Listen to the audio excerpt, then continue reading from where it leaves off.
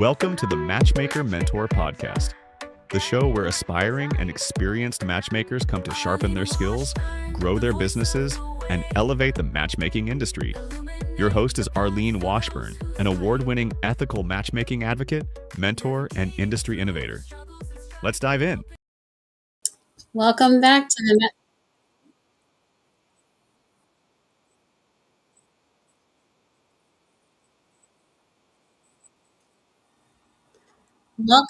to the Matchmaker Mentor Podcast, where we help aspiring and experienced matchmakers build thriving, ethical businesses and empower our industry to grow with integrity. And today's episode is a special one. We're talking about a topic that doesn't always come up in our industry events. And that's going to be solved today because we're talking about dispute resolution, compliance, and how to protect your matchmaking business before things go wrong. And I'm thrilled to introduce to you our guest and a strategic partner in the International Matchmaking Compliance Board, Peter Namias, who is an American attorney admitted to both the New York and the New Jersey bar, and a Spanish abogado admitted to the Madrid bar. He also is a fellow of the Chartered Institute of Arbitrators, and an international distinction recognized for excellence in arbitration. He holds a Juris Doctor from Fordham University School of Law and a master's degree in legal business advisory from the Instituto de Empresa de Madrid. Peter has published extensively on international commercial and investment law, speaks regularly in seminars around the world, and teaches as an adjunct professor at both St. Louis University in Madrid and EAE Business School. He's fluent in English and Spanish, as am I, and more importantly, he brings over 30 years of experience in highly regulated industry to the matchmaking space. So whether you're a solo matchmaker or running a growing agency, this episode will help you understand what to put in place before client complaints ever reach your inbox and why this matters now more than ever. Let's cover our bases with a brief disclaimer. The information shared in this episode is for educational and informational purposes only and does not constitute legal advice.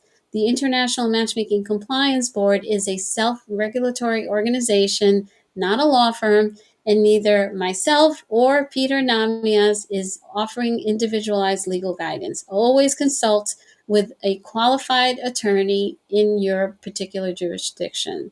Peter, welcome to the show. I'm so glad to have you here. Wonderful. Well, thank you very much. I'm thrilled. This is really a treat. Thank you. Yeah. So, Peter, I know you really didn't know much about the matchmaking world when I reached out to you. It feels like years ago, but it's, this has been in the works for months now.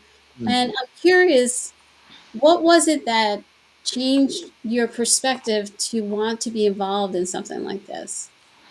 Well, I mean, what can I say? I mean, your charm, of course, I mean, how can anybody just say, "Oh no, no, forget it, go away"? I mean, so I think that was really, I think that's it in a nutshell. Good night, folks. Thanks for coming. That's all, folks. No, I don't mean to make light of it. I mean, I think it's interesting. I mean, I've had, and thank you for that great introduction. Look, I mean, I started practicing in New Jersey actually 30 years ago, a little bit over 30 years ago, and I've always worked in highly regulated industries and in different capacities. I mean, as a young lawyer, I did environmental defense, where I used to represent chemical companies. I worked in the alcohol industry. I worked in the tobacco industry.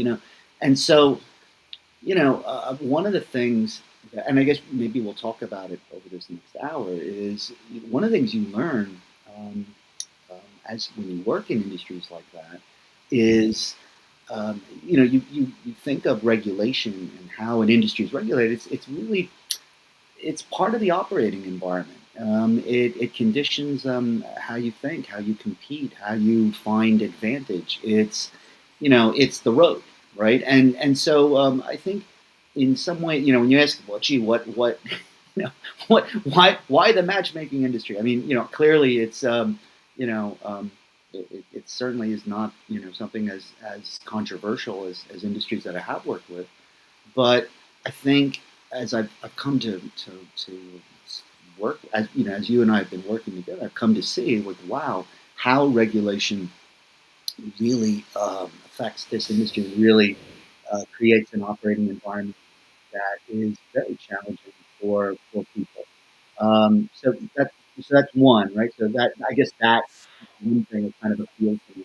I think also too. I mean, to cut to the chase. I mean, it's wow, how nice to actually be working in an industry that is so is I don't know. I mean, addressing one of the great epidemics of our time. So, I'm having a hard time hearing you. Your I'm mic. sorry.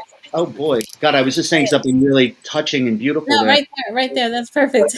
But no, I'm just saying that it's such a pleasure to be working in industry that does good, Yeah. and so any controversies that are out there, okay, we can deal with them. But ultimately, the product that we're delivering is something really worth the fight, worth the trouble.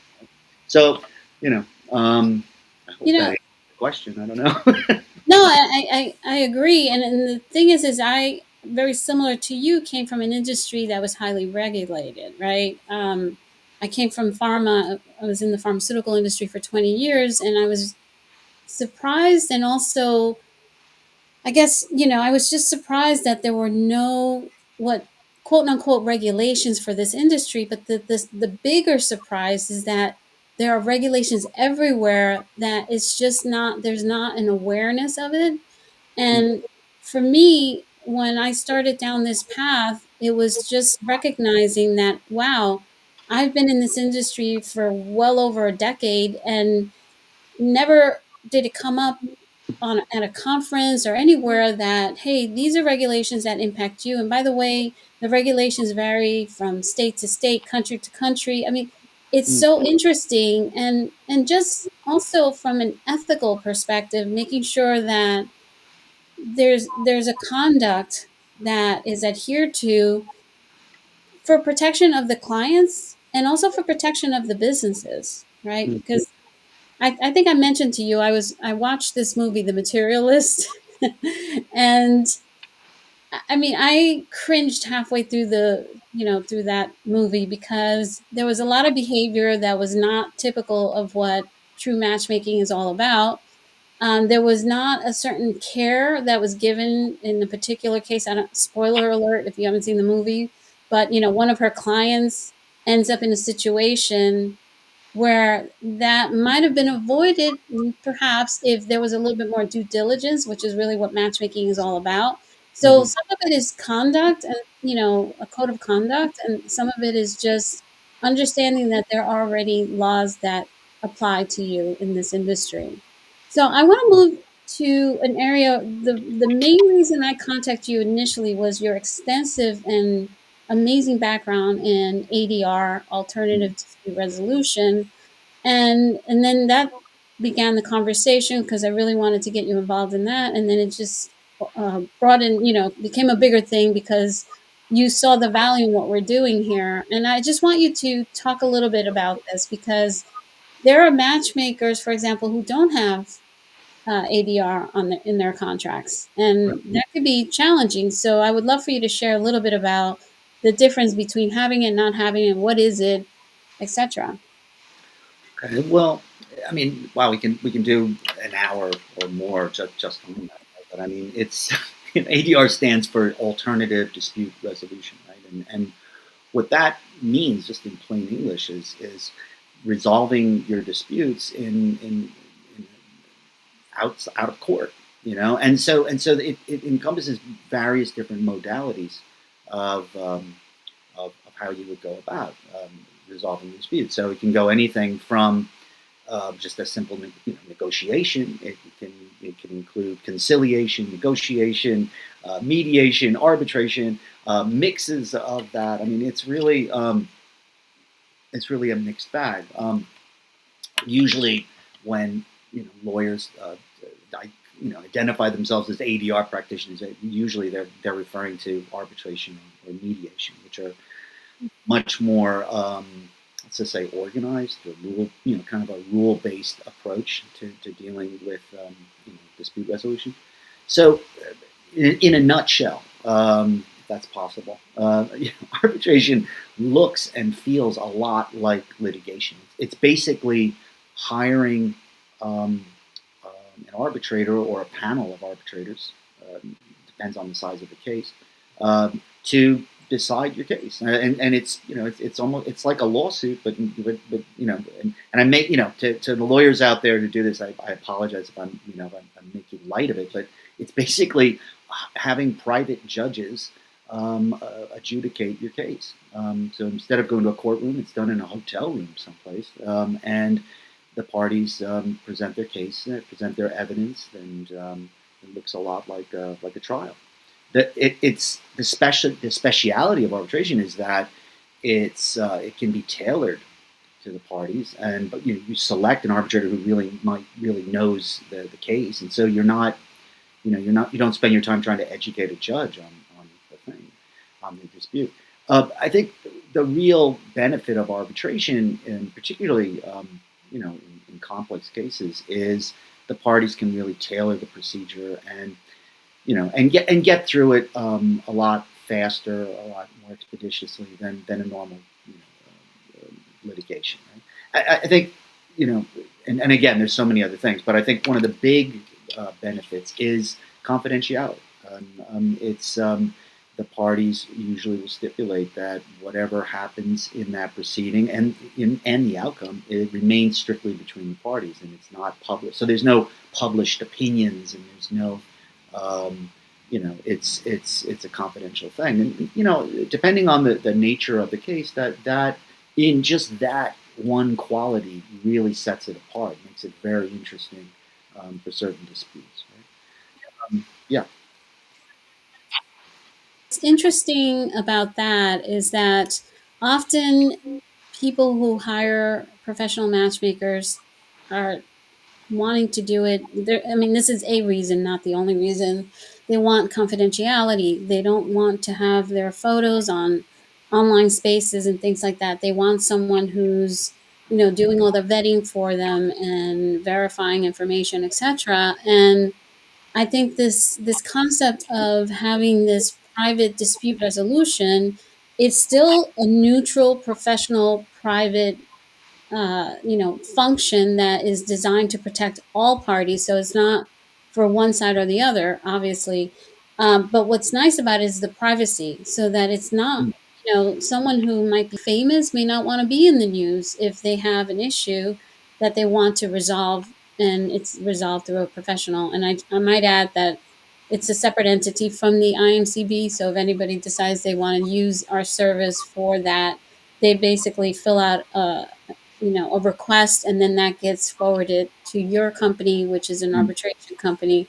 So there's a firewall there, but Right. it is something that is private. It's really designed to protect all parties, but also, to your point, which I think is huge, is just not having to educate the judge about something, because as you have become more and more acclimated to what the matchmaking world is all about, you're understanding how it works. So you can come in and actually do something that's a little bit quicker than someone who would need that kind of level of education. Yeah, I think so. Well put. I don't want to reiterate, but I think that's often a big consideration, why you might choose an arbitration versus trying your luck in a trial court. There are other benefits as well. I mean, in ordinary jurisdiction, if you lose or you win, you could be facing an appeal or more various appeals, and your case may drag on for a long time. Arbitration is usually a one-shot deal. There are no appeals. There's no interlocutory things. There's no it's an issue really of the case ends, and if there are irregularities, then people have the option to try to challenge and get the award annulled, right? But so it has these benefits, but going to your point Yeah, I think that's really. I mean, look, if we were talking oil and gas arbitration, or we were talking infrastructure, I mean, yeah, you would want somebody who knows something about the oil and gas industry sitting as your arbitrator, rather than a poor judge who has absolutely no idea anything about those contracts in that industry and what delays are. You know what I mean? So it's really just a getting someone who who resolves a dispute, who understands those types of disputes, right? So well, yeah, I mean, so that's something that you and I have been working on here in the IMCB.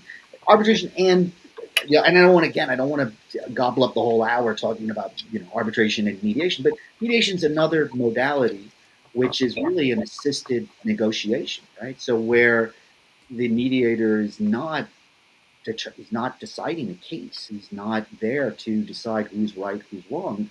Um, the mediator is there to help the parties negotiate a settlement if it makes sense for the parties. So you're really trying to help parties find common ground and put an end to their dispute. And so again, depending on the nature of the controversy, that can be an incredibly optimal method to use. Oftentimes, when you just think about like the disputes people get into, it starts as one thing, and ultimately, when you get into it, you realize it's about something else. In arbitration or in court, you really don't have that flexibility to get into what the conflict is really about. Mediation, you do. And so I think it's pretty cool. That's not the most technical term, but I think it's pretty cool that way. That you Yeah, have no, I that's agree. right to do it. And look, this is a very highly emotional industry, so having that option is ideal. And I Yeah. want to talk about a little bit of what happens if you're not protected through having this type of option in your contract, for example. I've seen matchmakers get sued. People may get shut down, dragged online, simply because they didn't have a contract or a process for resolution. And so, an example of that, just this year, earlier this year in February, there was a lawsuit with a matchmaking company based out of California who was sued by uh, an individual. I'm going to say, I don't want to like bring it all front and center. This is public information, but an individual based out of New York.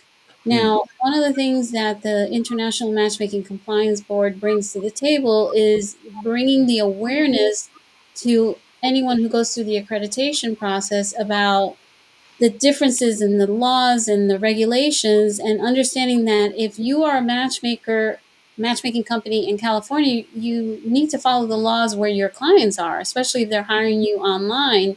And so with this gentleman, he, first of all, this company did not give him a copy of the dating service consumer bill of rights, which is a mandatory thing when you set up a contract. They also had a very vague contract.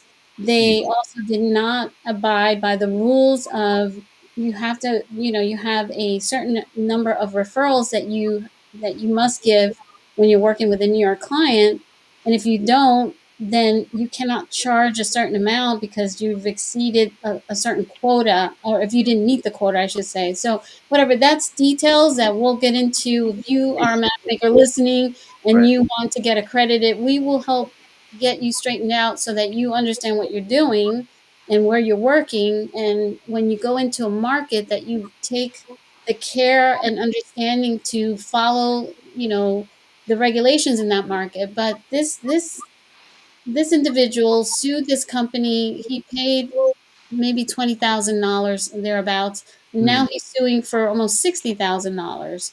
And this is the kind of thing that will happen. And often it will happen, and the customer ends up winning in many cases, because there's a lack of understanding from the organization. mm. And truthfully, I don't think that anybody's out to hurt anyone. I just do believe that there's a lack of awareness, because I was part of that not knowing, not knowing, about these laws. Nobody's talking about it. Nobody's training on this. And, certainly until I got into this rabbit hole, I didn't know anything about it. Now I'm like entrenched in this whole thing because I want to protect these companies Mm. which are really setting out to do good work to help people because I mean, I talk about this almost ad nauseum. There is a loneliness epidemic and there are a lot of people struggling online. That's not working for them. So the option to use a matchmaker is a wonderful option.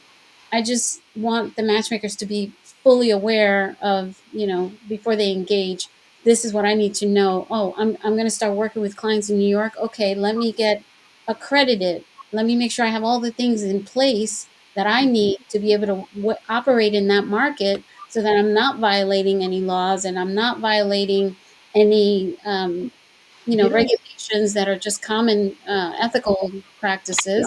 I don't mean to be cute or anything, but I mean when you think about it, it's kind of it kind of makes a certain sense, doesn't it? Like, in other words, you're hiring a professional to vet potential partners and whatnot, and the very but before doing that relationship, you're going to have a relationship with the matchmaker, right? So you need to kind of vet the matchmaker first. In other Mhm. words, the same process that they're using in vetting your potential mates, you should kind of apply to your matchmaker, right? So, you know what I'm trying to say? I mean, it's kind of like Yeah. um, there's a criteria for selection, right? And which would apply not just to your romantic partner, but also to your matchmaking partner. And so, if your matchmaker um, is unprofessional, I don't know, or not as professional as they should be, and they're careless about what laws they need to apply. Well, you really start to wonder, well, how serious are they about whatever matches they're looking for, right? I mean, you start to wonder, right? I don't know. I mean, I don't think it's necessarily one thing leads from the other, but it comes down to credibility, doesn't it? So how credible are you? So you don't even take your you don't even take your own self seriously. How really you're going to be serious about the matches you're going out and looking for? So, Yeah. it goes together. I don't know, and like I said, I don't mean to be cute with this idea here, but I mean, I think it just kind of goes together. I honestly think, I mean, look, what prompted all of this was in November of last year. I spoke at a conference for like 10 minutes, and everyone, the people were coming up to me after that conversation, which was all about ethics and compliance, and they were asking me questions. So I do genuinely believe that most of the people, especially the ones that are at these conferences, because these are avid learners who want to be learning and improving in what they do, they just didn't know because there's something that they say out there. There's, oh, the matchmaking industry is unregulated, but it's not. It's just that nobody has unified these regulations to Right, bring them and, serve them up in a way that it's like, oh, here you go. Oh, you're doing business here. Here's what you need to be aware of right. until now. And I feel bad that I've been in this industry for so long, based out of New Jersey. There were a Mm, lot of things that I'm finding out now that I was like, oh, I didn't know that that was the case. And I want to protect people who go, especially I mean, a lot of these folks go into it with a genuine desire to help people find love, which honestly, in my opinion, is the most important thing. When, the biggest choice you're going to make in your life is your partner, and if you're working with an organization that's helping you, they need to be aware of what's appropriate, what's not. But also, again, I think it's such an important area. So I'm an avid believer in the matchmaking industry. I train people on it, and I also am now, working on this organization with you because I want to protect the consumer and I want to protect the matchmaker so that everybody's on the same page and we are all aware. And, as an example, we have a matchmaker's code of conduct on our website, which is the imcboard.org. That's like 17 pages alone of guidance. Okay. This is a code of conduct and guidance that is largely based on regulations that exist globally.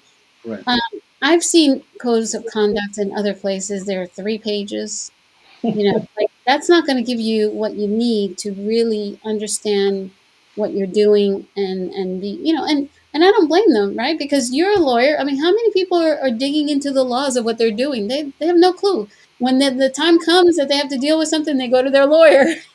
I'm trying to avoid people having to end up in that situation. It's God. There's so much to unpack there, Arlene. Where to begin, right? I don't know. But, I mean, before I forget, I mean, that is something else that you and I have been working on is this idea of a disciplinary procedure. So, what we've done so far with IMCB and what we'll launch soon will be our own arbitration rules, right? So, in the event there's a dispute that the parties want to do an arbitration, we have our own rules that are tailored to us and to our industry. The same thing, we have our own mediation rules, again, that are tailored just to us and our industry. And then, independent from all that, we've developed a disciplinary procedure, right? So for those people who are following our ethical code, there's teeth, right? There's consequences, right? So where you've violated the code and where you're alleged to have violated the code, or there's complaints about your behavior, hey, now we're going to have a procedure in place to deal with those complaints.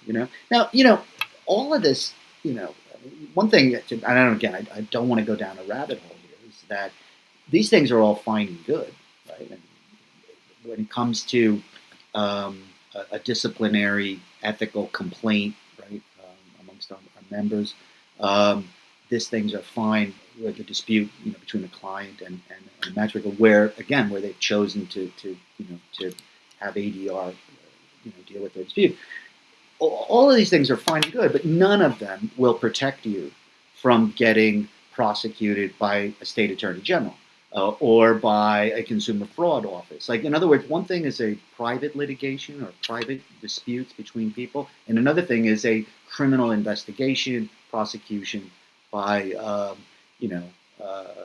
like I say, the attorney general, for example, right? And so that's where compliance and compliance training really, that's where that becomes much more relevant. Meaning, and again, I don't mean to get ahead of myself, but that's, the fact that you have an arbitration procedure is not going to protect you from a prosecution from an attorney general. What may be relevant is the fact that you have, that you've been following an ethical plan, that you've trained, that you're in like that may serve as a defense in the case of a prosecution, stuff like that. So again, I'm just sorry, I don't mean to be going down a detour here, but I just to kind of just conceptually, so we're clear what we're talking about. Right? Yeah, I mean, if I heard you correctly, what you're saying is if you were to be prosecuted by an attorney general, or the consumer fact fraud, that or consumer fraud or anything like that, the fact that you're even taking steps to learn to follow an ethical and compliance training and process, and you're for the for the most part trying to follow that will serve you in a situation like that, because it shows the intent of wanting to be compliant. Is that kind of what you're saying?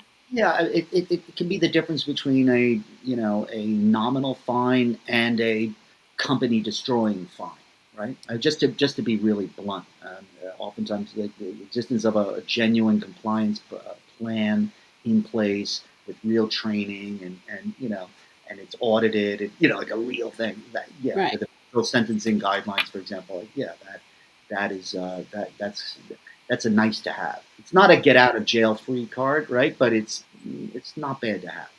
And to your point, just recently, the Federal Trade Commission published a press release about a lawsuit that cost the Match Group. Now, that's an online service, but Right. they were doing something deceptive marketing, which is not uncommon in the matchmaking world. And I think often, truthfully, I really think that the deceptive marketing is not really intentional, if you will. I know that sounds crazy, but Anyway, it cost them over $14 million. Now, that's a big company, obviously, but for a small company, you can be put out of business. So it is good to just be proactive But and you do know, the right thing as much as you can. But again, let's take a quick I break. don't mean to. I don't mean to go. I'm sorry. Go No, ahead. please go ahead.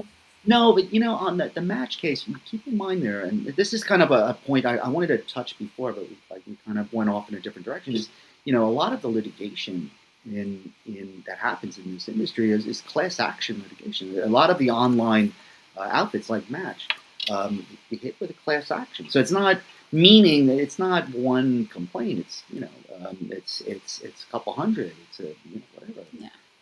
And that is something that you know that risk, right, of class action litigation. That's what drives those types of numbers. That's what makes for a $24 million case, for a $14 million case, where the lawyers take a big chunk, and the actual complainants get like $40 a piece, but the lawyers walk off with this massive contingency.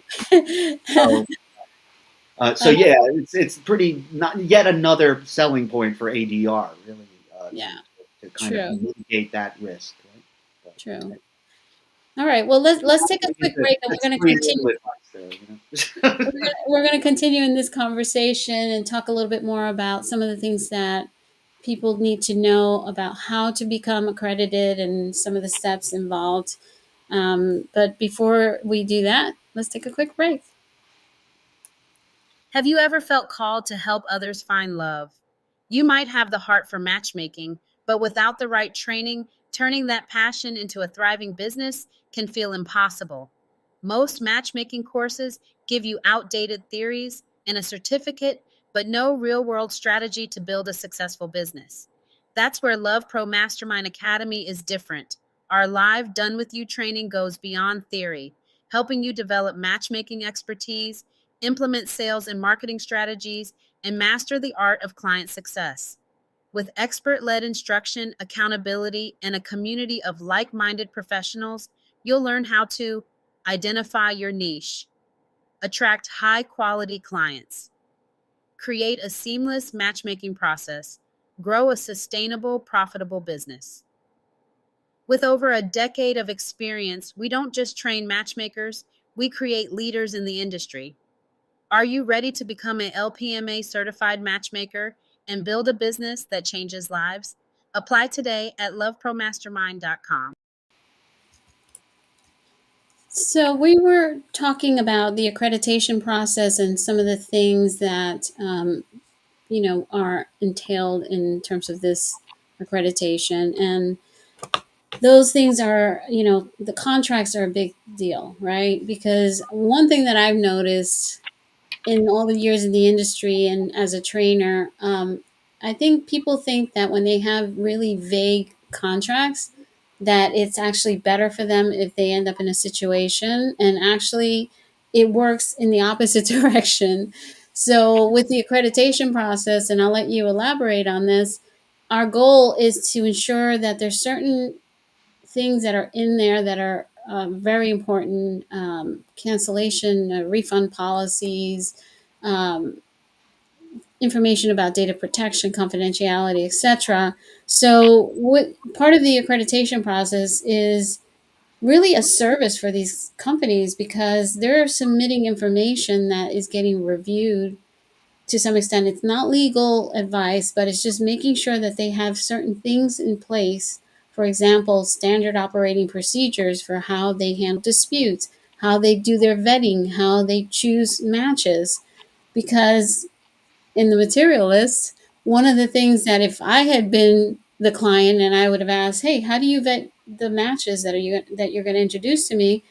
She probably didn't have anything in that movie, because clearly the woman that ended up meeting this guy was, spoiler alert, um, attacked or something. They don't really go into the details, but there wasn't a proper vetting process. She just basically walked around with a little book, you know, taking notes. That's just not enough, right? And so it's really important for companies to know that they need to have standard operating procedures that are consistent. That if they say they do background checks, that they do those background checks. That, whatever, if they're checking By the way, they all should be checking identification, but I know not everybody does that because they don't think it's important or necessary. So these are the things that with this accreditation process, they're getting credibility because we're putting them through a rigorous process that shores up their operations so that we're protecting the clients and we're protecting the business.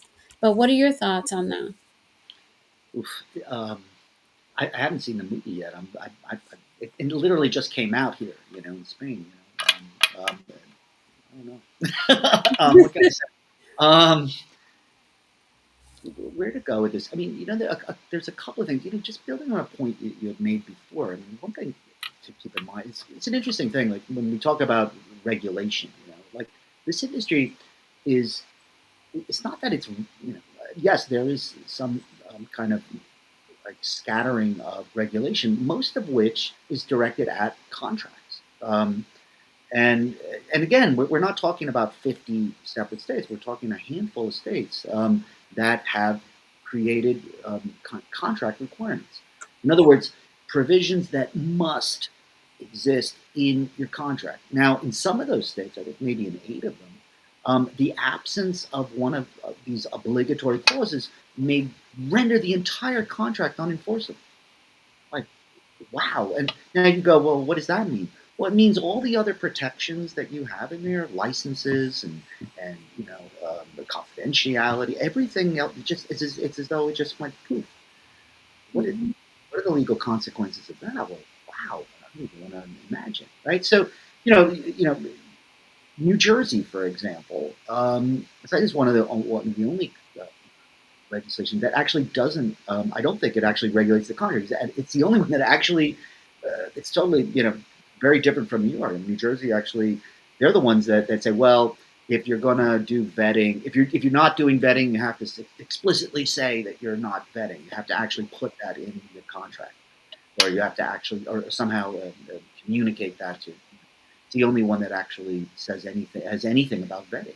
So one of the I guess where I'm going at, right, with this kind of long-winded thing of mine is just that the regulation that's out there is so disparate, is so different that you can have a contract that's valid under California law, but is just totally invalid under New York law.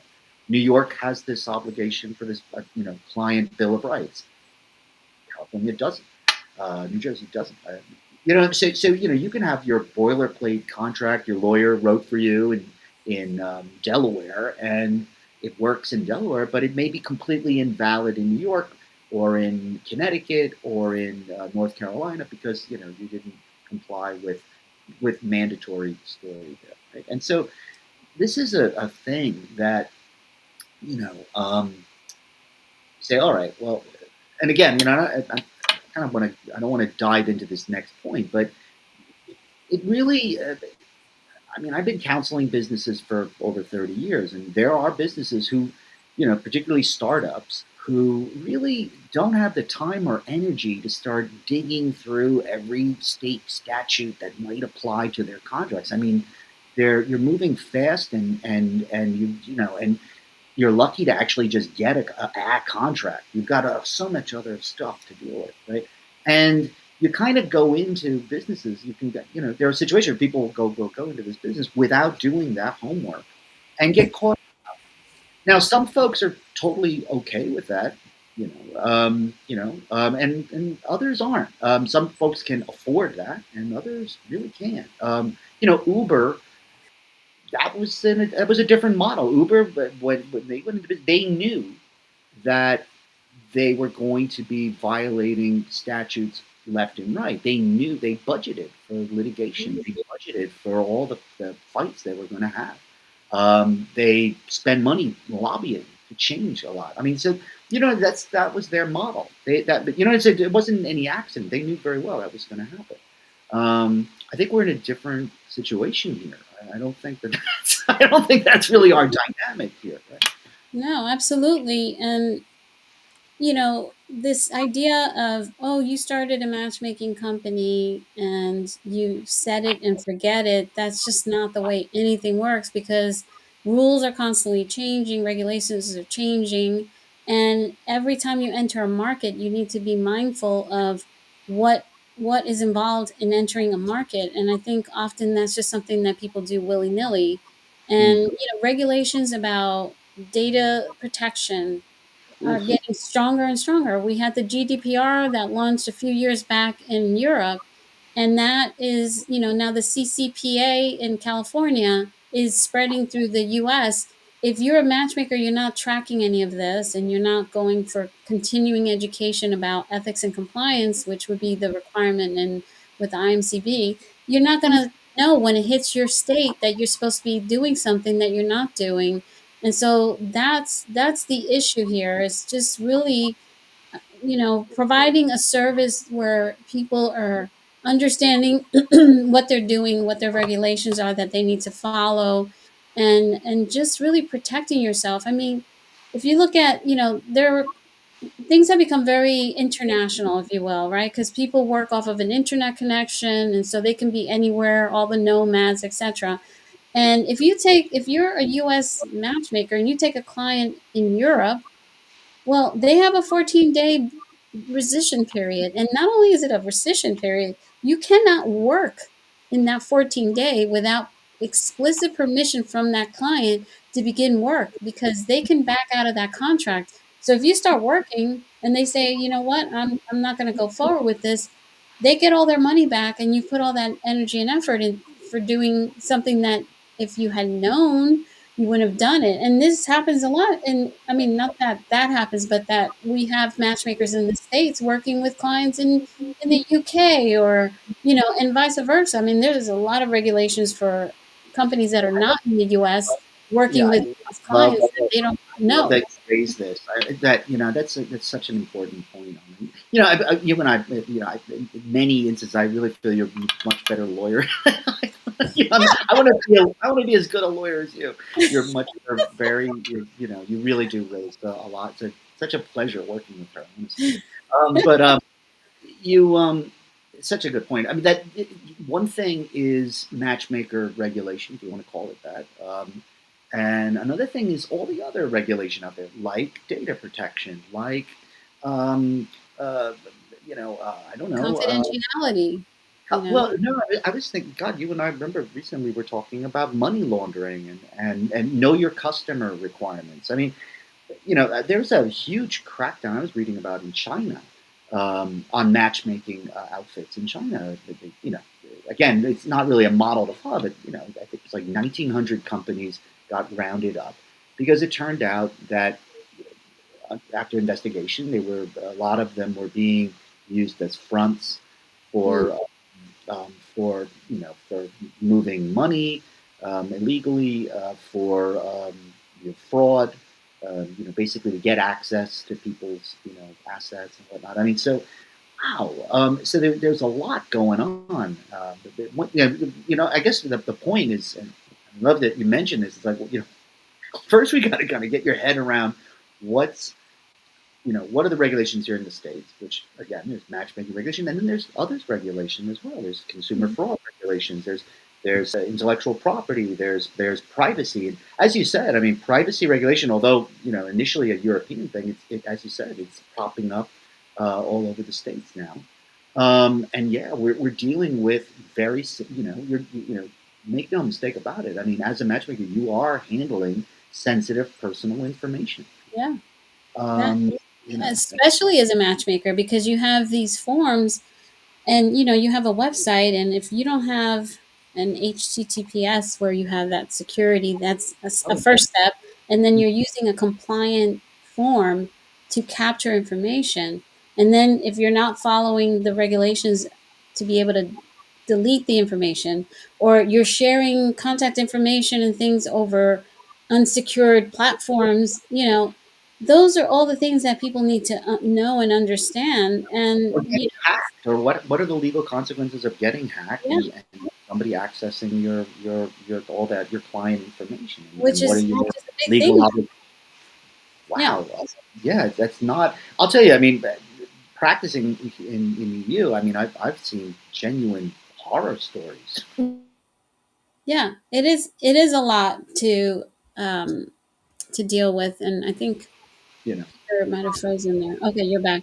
Um, so the point is that this International Matchmaking Compliance Board is really designed to help both the customer and the organizations to conduct business in the most ethical and best way for you to stay out of trouble. Really, we can't guarantee it, but we're going to do our damnedest to give you all the information that we can to help you be compliant in in the business that you do, because there's no, I mean, unless you want to do the research and figure this stuff out on your own. Trust me, I've been in this industry for well over a decade, and I've never heard this anywhere.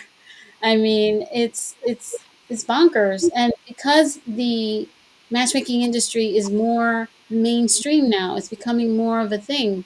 People understand the value. I mean, it's like working with a realtor. Yeah, you can go find your own house, or you can work with a realtor, but you have to pay a fee for that, obviously. And those fees are pretty significant too, which is the other reason why this is so important.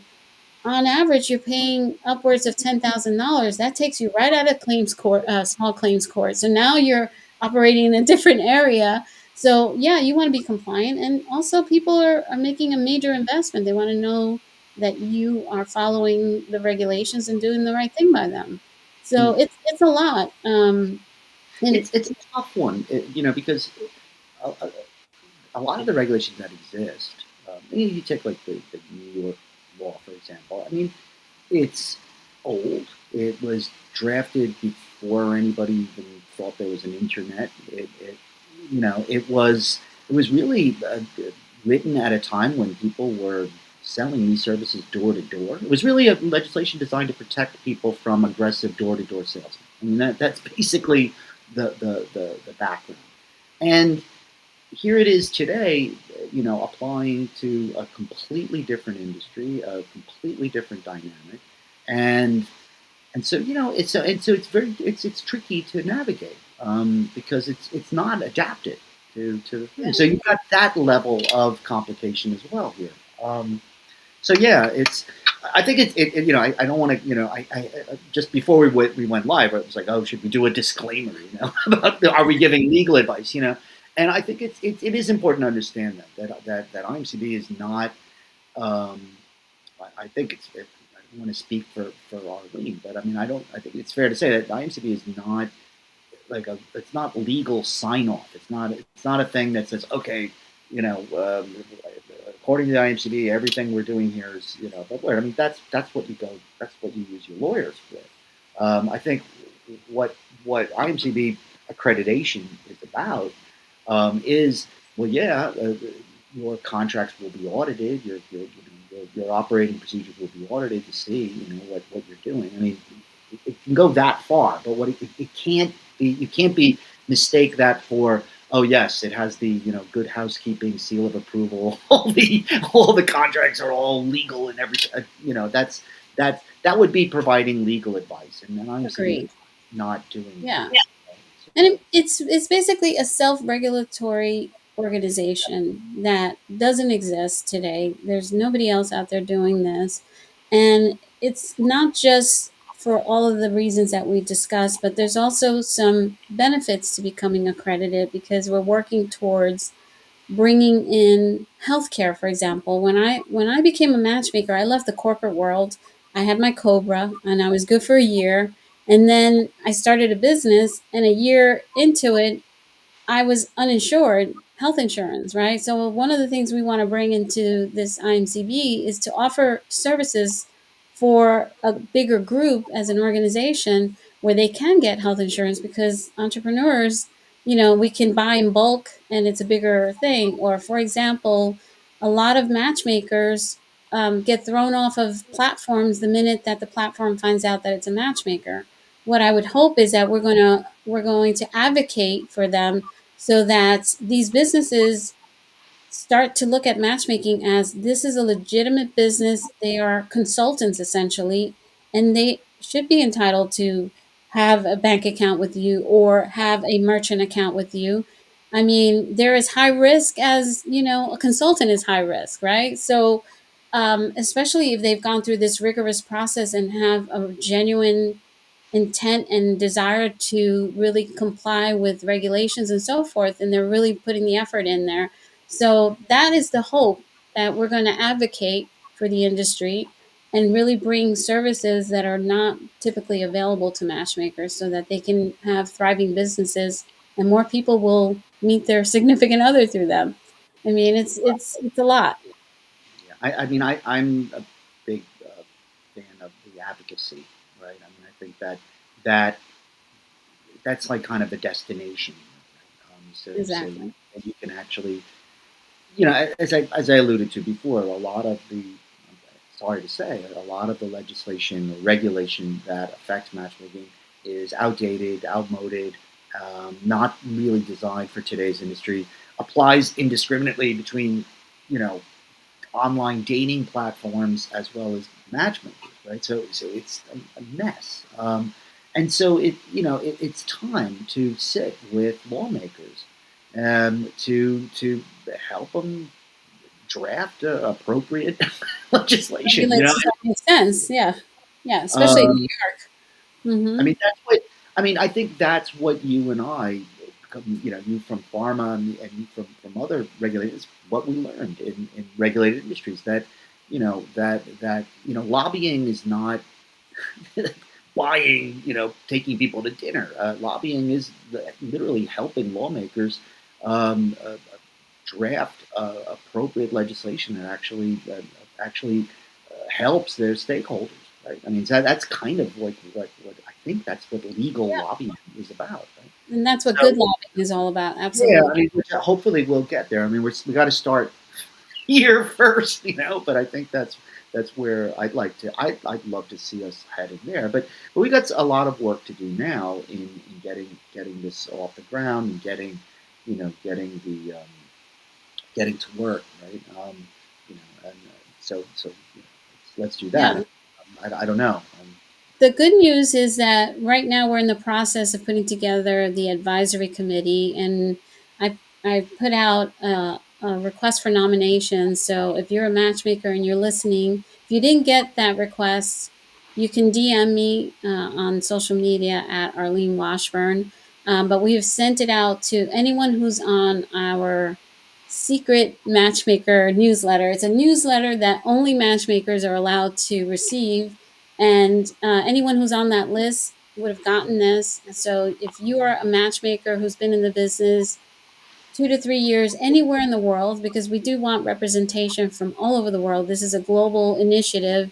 You can nominate someone, a colleague that you feel is trustworthy and someone that would be great at representing the industry, or you can nominate yourself. So if you didn't get that invitation, please hit me up on social media at Arlene Washburn, and I'm happy to send that to you, because we want buy-in from the industry. This is a collaboration of really creating something amazing that is going to support everyone involved, and it's a win-win for the clients, and it's a win for the matchmakers and the lawmakers, for that matter, because people will Eventually, on the line. eventually. I mean, I think, and I think, God, we may as well just end it there. I mean, because that's really the call to action. I mean, I think, in a nutshell, I mean, where I come and to really answer your first question, what brought me or what attracted me to this. I really, and it's probably, it appeals also to my side as a teacher. I really, I'm very much drawn to this idea that of raising the bar professionally in raising the professional level, right? Professionalizing the industry, raising the bar in terms of ethics and ethical ethical business behavior and profession, which to me equates it really as professional business and that is just a wonderful thing to be involved in. That appeals, and I Yeah. think that's really what drives this, right? So everything else is gravy. Yeah. Absolutely. Peter, I am so grateful to have you be a part of this. You have been amazing, and I'm so glad that you were open to the idea because sometimes when you reach out to professionals and you start talking about matchmaking, they just kind of tune you out. Like it's like, oh, especially if they're married, you and I are both married. Right. But like if you're a single person, maybe you have a little one ear open, but I mean, this is serious business. I can't think of anything more important in life than the partner that you choose. And your first match is your matchmaker and your matchmaking company. And we just want to facilitate this and really professionalize this business in a way where it's going to help everyone involved. So, again, Peter, thank you so much. And thank you for everyone tuning in. We had over 1,000 people tuning in today on the Matchmaker Mentor podcast. And if you're a matchmaker committed to growing an ethical, thriving business, be sure to subscribe, leave a review, and visit the imcboard.org. We currently have a waiting list, so you can sign up to learn more about the accreditation process. Believe me, you're going to want this, and all the daters out there, you're going to want to know who's accredited so that you know you're doing good business with the right person. Thank you so much. Thank you. Thank you for tuning in to the Matchmaker Mentor Podcast. If you enjoyed this episode, don't forget to subscribe, leave a review, and share it with fellow matchmakers and friends. For more resources, training, and inspiration, visit lovepromastermind.com and follow us on social media. Remember, matchmaking isn't just a career, it's a calling. Let's keep building connections, changing lives, and growing together. Until next time, stay inspired and keep matching.